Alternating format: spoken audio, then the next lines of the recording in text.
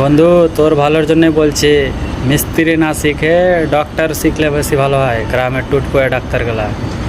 কারণ মিস্ত্রি শিখতে 4-5 বছর লেগে যাবে, আর ডাক্তারি শিখতে খালি ব্যথার ট্যাবলেট আর গ্যাসের ট্যাবলেট দিতে শিখলে হয়ে গেল। আর 2 মাস লাগবে ইঞ্জেকশনটা শিখতে, বাস হয়ে গেল।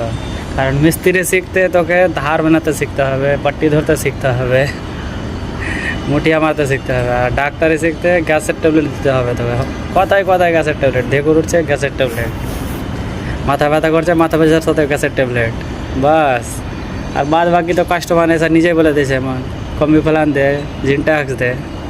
ওরকম কাস্টমার তো বহুত, বেশিরভাগ কাস্টমারই ট্যাবলেটের নামই এসে করে দিছে। আর বুকে ব্যথা, গায়ে ব্যথা, পায়ে ব্যথা, এগুলো তো বলছে, তো ব্যথার ট্যাবলেটের সাথে গ্যাসের ট্যাবলেট দিয়ে দিলি।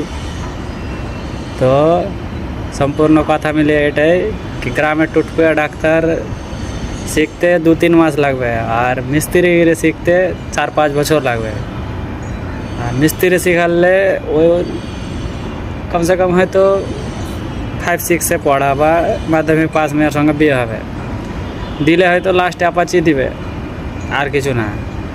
আর যদি ডাক্তার হয়ে যাস বন্ধু টুটকুয়াও, তো বুঝালে ভালো বাড়িতে বিয়ে হবে, তো দরকার হলে ওর বাবাও চাকরি করবে।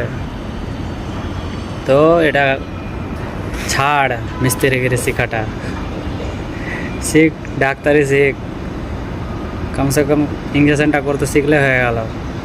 আর প্রেশার মাপা মেশিন অটোমেটিক উঠে গেছে বন্ধু, প্রেশার মাপতে তো হবেই না, বাস। আর কি দরকার, ডাক্তার হয়ে যা বন্ধু, আর কিছু করিস না।